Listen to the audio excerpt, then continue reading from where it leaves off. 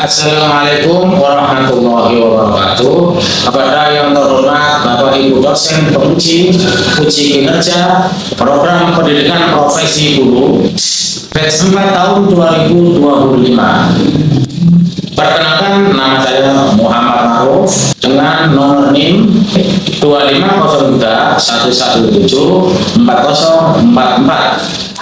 Saya lahir di Sidoarjo tanggal 23 Juni 1974. Saat ini saya akan melaksanakan uji kinerja program studi guru kelas MI asal perguruan tinggi Universitas Islam Negeri Wali Songo Semarang. Saat ini pada hari Kamis tanggal 23 Januari 2026 saya akan melaksanakan praktek pembelajaran dalam rangka penilaian uji kinerja di MI Rodo Tulisan Sukodono Sidoarjo kelas 4 mata pelajaran bahasa Indonesia dengan tema literasi keuangan. Terima kasih dan selamat menyaksikan. Wassalamualaikum warahmatullahi wabarakatuh.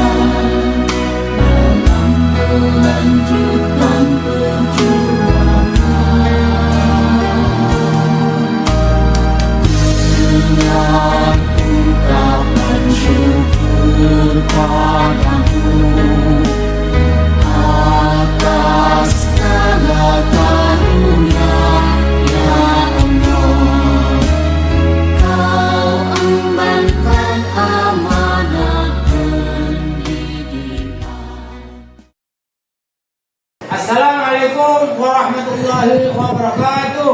Waalaikumsalam warahmatullahi wabarakatuh. Baik, anak-anak, sebelum pelajaran kita mulai, mari kita bersama-sama berdoa. Al-Fatihah. A'udzubillahi minasyaitonirrajim. Bismillahirrahmanirrahim. Raditu billahi rabba wa bi islami dina wa bi muhammadin nabiyyan wa rasula rabbi zidni ilman nafi'an bi rahmatika ya arhamar rahimin.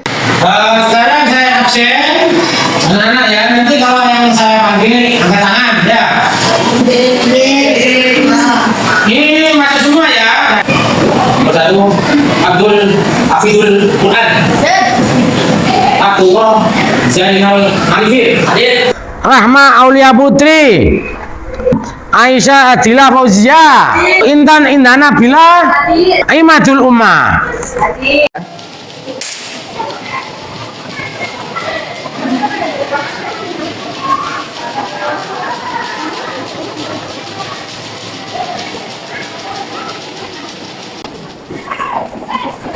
Baik anak-anak, sebelum materi kita mulai, kita ice meeting dulu biar semangat.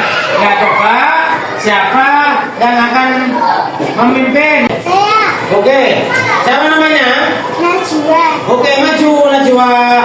Turun tangan. Najwa. Oke teman-teman, sebelum Pak Ma'ruf menerangkan dan memulai materi, kita ice breaking dulu agar kita semua semangat saat materi nanti dimulai. Tambah semangat! Semangat!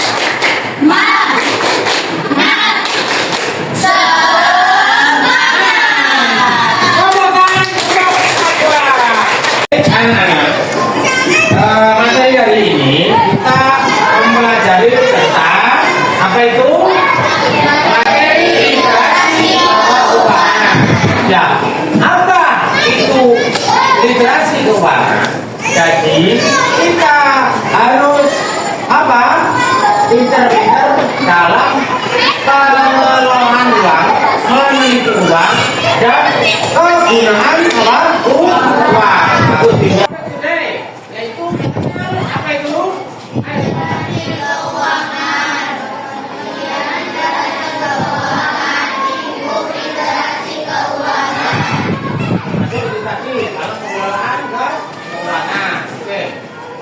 Lanjut, mengenal literasi keuangan. Ya, uang itu siapa yang mengelola?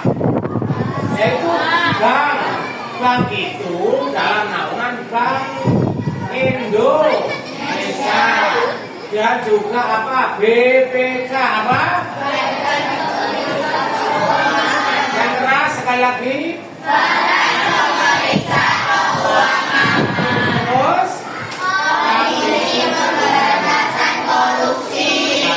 dan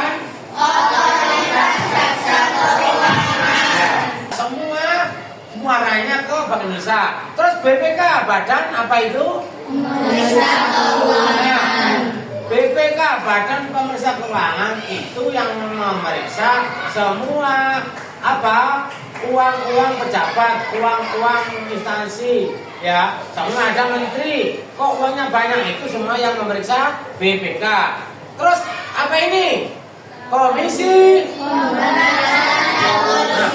Komisi Pemberantasan Korupsi ini adalah yaitu lembaga yang memeriksa koruptor. Ya, siapakah koruptor itu? Koruptor adalah seseorang yang memperkaya dirinya sendiri dengan menghabiskan atau mencuri uang rakyat. Oke, lanjut. Apa itu yang paling bawah? OJK, Jasa Keuangan, yaitu memeriksa tentang seperti pinjaman, kredit dan lain sebagainya. Oke, lanjut, paham ya? Baik, selanjutnya. Nah, pengertian. Nah, ini tolong siapa yang membacakan biar temanmu paham. Saya paham. Oke, yang keras. Pengertian literasi keuangan adalah kemampuan untuk mengenal dan mengatur uang dengan baik. Anak-anak belajar bagaimana cara menggunakan uang dengan bijak, seperti menabung, membelanjakan uang sesuai kebutuhan, dan tidak boros. Dengan memahami literasi keuangan, siswa dapat belajar membedakan antara kebutuhan dan keinginan. Selain itu, siswa juga belajar bahwa uang harus digunakan secara hati-hati agar bisa bermanfaat di masa sekarang dan di masa depan. Literasi keuangan membantu siswa agar terbiasa bersikap jujur, bertanggung jawab, dan peduli terhadap orang lain dalam menggunakan uang sehingga dapat hidup lebih tertib dan sejahtera bersama masyarakat. Oke, baik. Baik, Pak Maruf jelaskan tentang pengertian literasi keuangan dalam lingkup luas. Contohnya bagaimana, Pak? Apa hubungannya dengan kita, Pak, sebagai siswa? Jadi kalau untuk kalian, untuk siswa, itu caranya bagaimana kita mengelola uang dengan baik, dengan bijak, dan dengan benar. Seumpama kalian mendapatkan rezeki dari orang tua kalian, atau dari keluarga kalian, atau dari saudara, dikasih 100.000.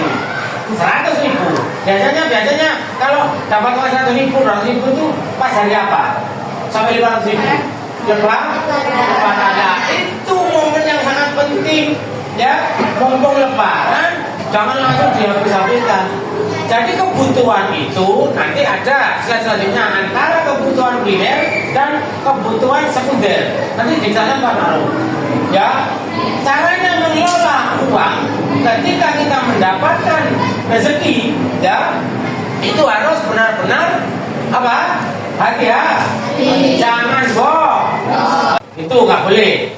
Ya, sama mah dapat rezeki kalau lebaran itu malah hampir 500 ya. Ya, nah itu sama yang aku kepingin bakso ya cukup beli bakso. Yang lain kita. Terus ditentukan ditabungnya biasanya ditentukan gimana? Di orang tua, ibu biasanya. Kalau bisa punya tabungan sendiri maka kita akan apa? Hidup tenang. Selanjutnya ya, lingkup literasi keuangan. Apa itu lingkup literasi keuangan? Ayo, tolong dibaca. Siapa yang bisa baca? Oke, sekarang saya selanjutnya yaitu kita mempelajari tentang lingkup literasi keuangan. Coba siapa yang bisa menjelaskan atau membacakan materi apa saja atau peta konsepnya dari lingkup literasi keuangan? Saya. Oh ya, siapa namanya? Yasmin. Bagus, oke silakan. Baik, saya akan membacakan lingkup literasi keuangan. Yang pertama adalah earning adalah pendapatan, dan selanjutnya saving adalah menabung, dan yang ketiga prime adalah kejahatan, dan yang keempat sharing adalah berbagi, dan selanjutnya spending adalah pembelian. Oke, bagus. Lanjut, slide. Earning pendapatan. Apa itu earning pendapatan? Yaitu sumber daya bahan. Baik, akan saya jelaskan tentang earning atau pendapatan. Ya, apa itu earning atau pendapatan? Jadi di situ ada sumber daya atau harus ada bahan. Kalau kita ingin mendapatkan keuntungan atau berjalannya transaksi, yaitu harus ada bahan. Apapun, bahan apapun, semua yang kita pakai ini bahan. Terus ada manusia yaitu human yang mengendalikan. Ya, semua bahan tadi ya berupa uang, berupa barang. Coba dengarkan itu. Yang belakang. Ya. Lalu modal. Ini harus ada modal atau apa? Uang. Ya. Atau finansial. Ya.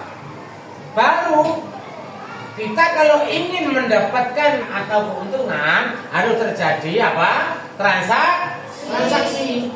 Contohnya Pak Maruf punya bahan tepung atau punya uang, tak belikan tepung. Bagaimana caranya Pak Maruf ini mendapatkan keuntungan? Maka tepung ini harus dikelola jadi bahan makanan seperti donat, roti dan lain sebagainya. Nah, setelah adanya bahan tadi dijual akan terjadi transaksi, maka siapa yang membeli atau yang berinteraksi dengan penjual? Ya, konsumen adalah seseorang atau manusia yang membutuhkan barang apapun. Ya, akhirnya setelah transaksi bersama konsumen, maka akan terjadi apa? Pendapatan. Jadi Pak Maruf akan mendapatkan hasil dari barang tersebut yang dijual. Nah, pasti ada keuntungan di situ. Paham ya? Oke, selanjutnya yaitu apa? Ayo dibaca bersama-sama. Spending pembelian. Oke. Di situ ada apa ini dibaca? Kebutuhan primer Dan kebutuhan sekunder, terus kebutuhan tersier. ya, bagaimana cara menentukan prioritas? Maksudnya antara kebutuhan primer dan kebutuhan sekunder, juga kebutuhan tersier. Ya, apa yang kita butuhkan? Apa yang kita prioritaskan? Kebutuhan mana yang kita prioritaskan atau yang paling penting? Kebutuhan mana? Kebutuhan primer. Primer. Nah, primer itu apa? Yaitu cukup. Nah, akan saya jelaskan tentang kebutuhan primer, yaitu kalian dilahirkan oleh ibumu dalam keadaan telanjang, ya, masa bayi. Ibumu pasti akan membelikan kebutuhan primer kamu. Apa? Pokok. Masa setelah kamu lahir colek, ibu membelikan kamu motor Beat. Nah, itu kebutuhan apa? Jakun? Oke? Nah, kebutuhan primer adalah kebutuhan pokok yang paling penting. Nah, kebutuhan sekunder sekarang saya jelaskan. Kebutuhan sekunder yaitu tadi kebutuhan primer sudah terpenuhi semua. Jika kebutuhan primer sudah terpenuhi semua, sandang, pangan, papan, apa itu sandang? Yaitu pakaian. Tapi pakaian cukup, nggak usah mewah-mewah. Sudah punya kerudung, aku loh gak punya kerudung, padahal sak lemari. Kan gitu orang rupanya, benar Bu? Ya sudah, jangan boros-boros. Terus sandang papan itu apa? Tempat tinggal. Sudah punya tabungan banyak 100 juta, padahal sudah bisa dibuat beli rumah atau uang muka perumahan. Tapi enggak, kebutuhan sekunder yang didulukan. Betul apa salah? Salah. Ya. Oke, selanjutnya kebutuhan tersier. Selanjutnya Pak Maruf akan menjelaskan tentang apa? Kebutuhan tersier. Apa itu kebutuhan tersier? Yaitu kebutuhan yang setelah kebutuhan primer terpenuhi, kebutuhan sekunder terpenuhi, boleh kalau ada keuangan itu lebih atau apa memenuhi kebutuhan tersier. Yaitu kebutuhan tersier adalah kebutuhan kemewahan, yaitu pergi apa ke berliburan ke luar negeri, ke Bali, terus beli mobil mewah yang harganya miliaran, ya nggak apa-apa kalau itu semua kebutuhan primer dan kebutuhan sekunder sudah terpenuhi. Oke, selanjutnya yaitu apa ini dibaca? Sharing berbagi. Nah, di situ ada tulisannya apa? Ini baru kita harus bisa membedakan antara berbagi lewat amal, sedekah, jariyah, dan tentang uang itu sangat-sangat kompleks. Jadi pengelolaan uang, penggunaan uang itu sangat kompleks, sangat banyak sekali. Bisa buat kejahatan tadi, ya, bisa, ya. Beli senjata, beli bom untuk ngebom, nah itu kan pakai uang. Ya, itu pasti dilarang, pasti akan dipenjara karena melanggar hukum. Ya, tapi yang paling bagus adalah yaitu dengan amal kita mendapatkan keuntungan yang besar, kita dapat rezeki, ya, sama 1 juta di situ ada hak anaknya dan orang fakir miskin. Nah, maka untuk mensucikan harta kita yang kita dapatkan dari Allah yaitu berupa rezeki, biar suci, ya, harta kita ini, uang kita ini harus kita keluarkan zakat. Berapa persen? 2,5%. Berarti 1 juta. Kalau kita dapat dari 1 juta, kita keluarkan berapa persen? 25.000. Ya, kita niatkan, saya niat mensucikan harta saya, rezeki saya yang 1 juta ini lewat sedekah. Ya terserah ditaruh di masjid. Tapi kalau zakat itu ya harus dikasihkan ke orang fakir miskin atau yatim piatu. Semua yang dijelaskan Pak Maruf tadi, yang paling penting adalah menabung dulu. Menabung bisa juga lewat investasi, yaitu kerjasama bisnis.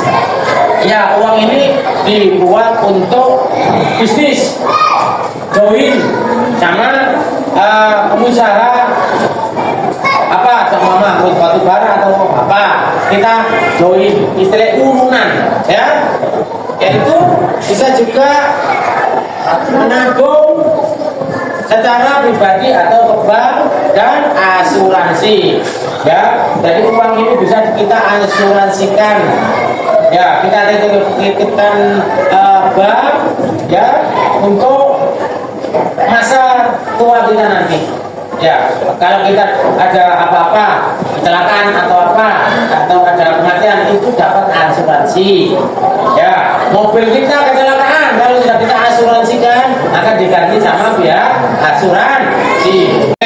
Yang kedua yaitu pajak. Apa itu pajak? Semua warga negara Indonesia, ya selagi kita sebagai apa rakyat Indonesia atau warga negara Indonesia itu wajib membayar pajak. Bagaimana Pak caranya membayar pajak? Ya tentunya kita beli sepeda motor, ya di situ ada pajaknya yang kita bayarkan setiap tahun harus kita bayar. Nah, kita setiap tahun membayar pajak tanah, kita PBB-nya, pajak bumi dan bangunan PBB. Nah, itu harus kita bayar setiap tahun, bayar tanah, bayar pajak. Coba kena negara, nggak gitu. Nanti uang ini dikelola oleh negara, ya, terus diinvestasikan atau diputar melalui perdagangan lewat bank dan lain sebagainya, dan akan dikembalikan lagi ke rakyat dalam bentuk apa? Pembangunan jalan tol dan lain sebagainya, jembatan ya. Keren kejahatan. Ya, oke. Apa itu kejahatan? Lupa apa hubungannya literasi keuangan dengan kejahatan? Disitulah apa bahayanya uang kalau tidak bisa mengelola. Yaitu di sini ada apa yang dibaca? Korupsi, rasuah, investasi bodong, bentuk kejahatan investasi lainnya. Ya. Jadi keuangan yang dikelola oleh negara ya atau pejabat negara, jadi seorang koruptor tadi juga untung 4 juta, itu harta haram apa harta halal? Nanti jelas tidak boleh sama negara dan sama agama. Kalau sama negara pasti dulu. Baik, lanjut. Saya jelaskan tentang rasuah. Rasuah atau suap. Rasuah ini bahasa Melayu, bahasa Indonesianya yaitu suap. Apa itu Pak suap? Pak Aruf tentunya pengen masuk atau melamar ke bank. Bagaimana caranya Pak Aruf bisa masih di perusahaan itu? Nah, biasanya itu apa? Yaitu cara menyuap. Pak Aruf mendapat uang 1 miliar, 2 miliar, gitu ya. Untuk apa? Menyuap petinggi dari instansi itu tadi, ya, atau direkturnya, atau nggak tahu dari pokoknya orang atasan di situ. Nah itu kita ketemu di suatu tempat yang benar-benar aman, tidak lewat transaksi, tapi langsung dibawa 2 koper gini biasanya, ya disuap aja, ya oke. Satu. Yang kedua, ada pejabat kena kasus, ya jelas-jelas tersangka, kalau di penjara itu jangan di penjara Pak. Tadi pihak berwajib disuap. Itulah kejahatan dari uang. Udah lanjut, investasi botol. Apa itu investasi botol? Contohnya Pak Makro mempunyai uang 2 miliar, 3 miliar untuk mengumrohkan jamaah. Contohnya kalian ingin jamaah berangkat umrah, berangkat umroh, ya kalian ingin berangkat umroh. Dan di sana lu Pak Makro punya ini apa istilahnya biro perjalanan umroh. Ayo kita umroh membayar berapa? 25 juta sama apa?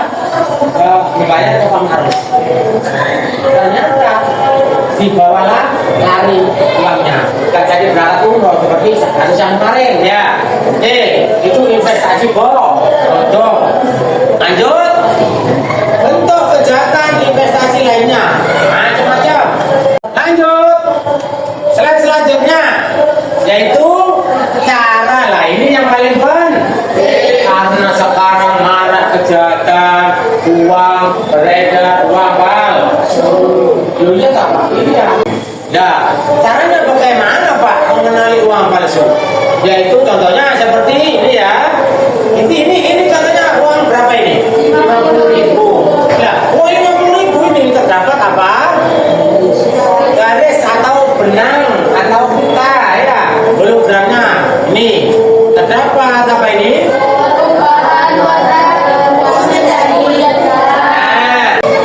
Ya.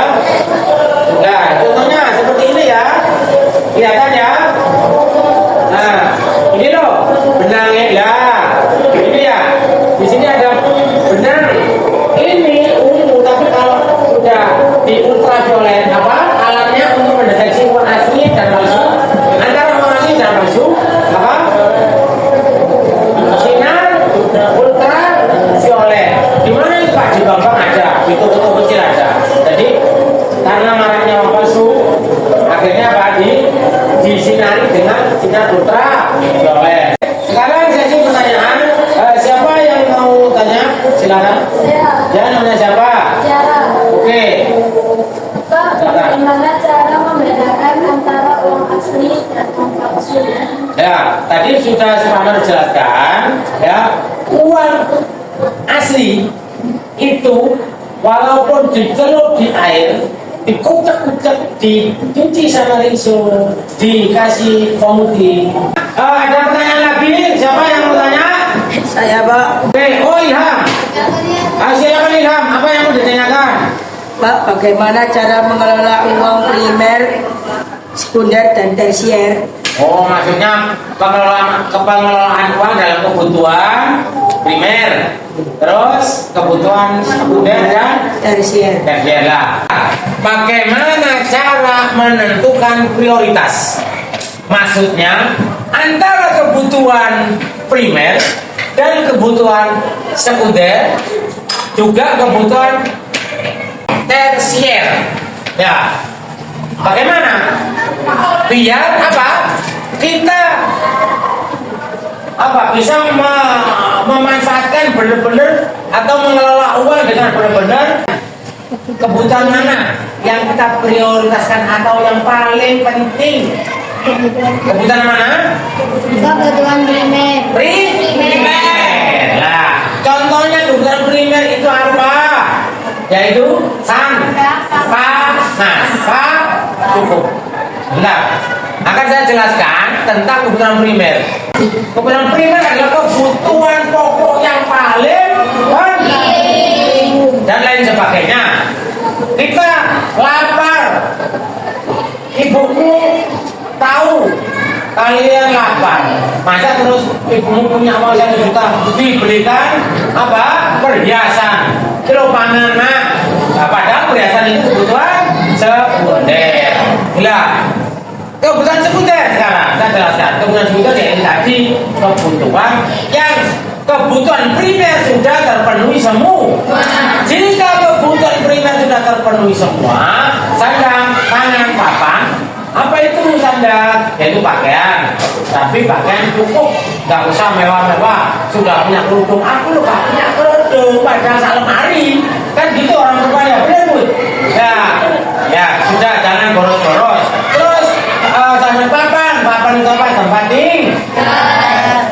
Belum punya rumah, ya sudah punya tabungan banyak 100 juta, padahal sudah bisa dibuat beli rumah atau uang muka perumahan, tapi enggak, kebutuhan sekunder yang didulukan.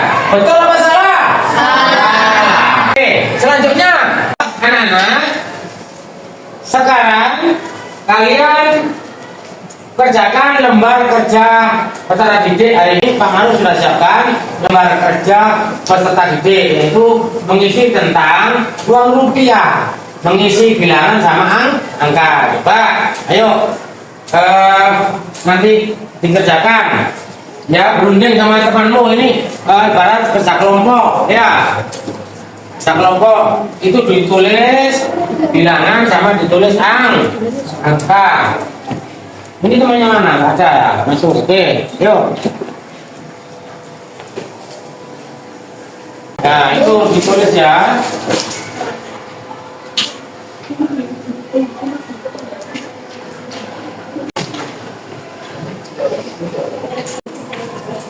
Baik anak-anak, ini sudah bulan tapi ditambahi Pak Maruf untuk mengerjakan lembar kerja peserta didik. Silakan dikerjakan. Saya kasih waktu 20 menit. Ayo. Ya bagus.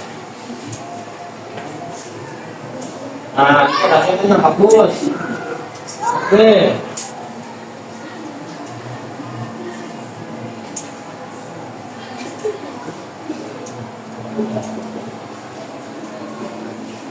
Sudah selesai? Baik, kalau sudah selesai silakan dikumpulkan.